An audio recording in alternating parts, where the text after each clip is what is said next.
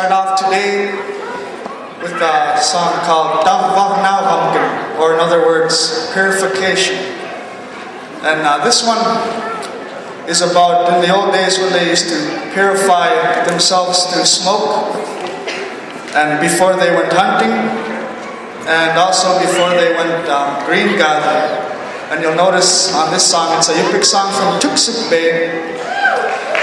And on the first verse, you'll see before they go seal hunting.